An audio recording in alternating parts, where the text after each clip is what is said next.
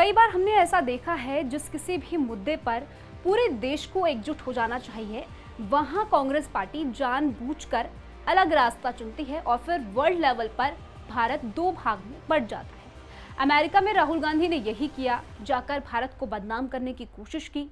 किसान आंदोलन पर भी यही हुआ और अब बांग्लादेश में हिंदुओं पर हो रहे अत्याचार पर भी कुछ ऐसा ही देखने को मिल रहा है। ना तो हिंदुओं पर हो रहे अत्याचार के खिलाफ प्रदर्शन होते हैं, ना तो कोई विरोध होता है। उल्टा कांग्रेस जैसी बड़ी पार्टी भी चुप्पी साध लेती है। मगर अब इसी के खिलाफ कंगना रनौत ने अपनी आवाज उठाई है और पूरी कांग्रेस पार्टी को आड़े हाथ लिया है। बताएंगे कैसे कंगना ने हिंदुओं पर हो रहे अत्याचार पर कांग्रेस पार्टी को आईना दिखाया है। लेकिन उससे पहले आयोन भारत को सब्सक्राइब कर लीजिए। नमस्कार, मेरा नाम तान्या अधिकारी है और स्वागत है आपका आयोन भारत।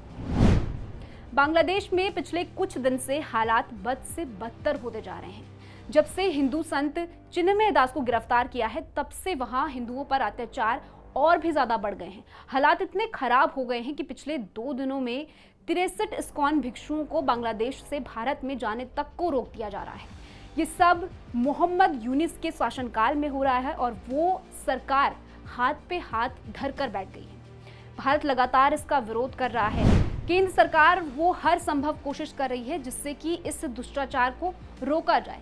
पिछले हफ्ते ही विदेश मंत्री एस जयशंकर ने इस मुद्दे को संसद में उठाया था और अब बीजेपी सांसद कंगना रनौत ने भी हिंदुओं के खिलाफ अपनी आवाज उठाई है। उन्होंने कहा है कि वो हिंदुओं के समर्थन में खड़ी है। कंगना ने विपक्षी पार्टियों पर भी कटाक्ष किया। उन्होंने कहा, बांग्लादेश में संतों और साधुओं की स्थिति इतनी खराब है, लेकिन भारत में इसके खिलाफ कोई विरोध प्रदर्शन नहीं हो रहा है, कोई इसके खिलाफ विरोधी रैलियां नहीं निकाल रहा है, सोशल मीडिया पर कोई आवाज नहीं उठा रहा है, कुछ नहीं हो रहा है। कंगना की इसी बात में कोई दोहराई नहीं है। ये बात बिल्कुल ठीक है। बांग्लादेश में पिछले कई दिनों से हिंदुओं पर अत्याचार हो रहे हैं, उनको टारगेट किया जा रहा है, उनके धार्मिक स्थलों को निशाना बनाया जा रहा है, जिसके खिलाफ मोदी सरकार जहां एकजुट होकर लगातार इसका विरोध कर रही है, तो वहीं विपक्ष भी है जो कि हिंदुओं के खिलाफ हो रहे इन हमलों पर एक शब्द नहीं बोलता है। ये वही लोग हैं जो कि भारत में तो अल्पसंख्यकों के मुद्दे पर बड़ी बड़ी बातें करते हैं, उन पर एक आंच भी आ जाए तो उनके समर्थन में खुलकर सामने आ जाते हैं। लेकिन जब बात हिंदुओं की आती है तो ये सेक्युलरिज्म का पाठ पढ़ाने लगते हैं। तब इन्हें संविधान याद आ जाने लगता है। राहुल जी से बांग्लादेश हिंदुओं को लेकर तो कुछ नहीं कहा जाता है, लेकिन भारत में जब अल्पसंख्यकों की बात आती है तो अपने वोट बैंक को साधने के लिए राहुल जी राशन पानी लेकर मोदी सरकार पर चढ़ जाते हैं।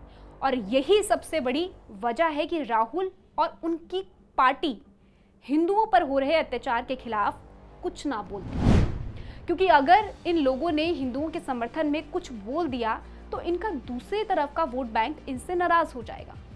राहुल जी, आखिर कब तक आप ये वोट बैंक की राजनीति करते रहेंगे? कभी तो देश के हित में बात कर लीजिए, कभी तो अंतर्राष्ट्रीय मंच पर भारत सरकार के साथ खड़े हो जाया करिए। लेकिन आप ऐसा नहीं करेंगे, क्योंकि आप अपनी वोट बैंक की राजनीति से बाज नहीं आएंगे और यही कारण है कि पिछले 10 सालों से जनता आपको नकार रही है। इस स्टोरी में फिलहाल इतना ही। इस खबर को लेकर, इस पूरी वीडियो को लेकर आपकी क्या कुछ राय है, हमें कमेंट सेक्शन में जरूर बताइएगा। बाकी देश और दुनिया की ऐसी खबरों के लिए आप जुड़े रहिए आयोन भारत।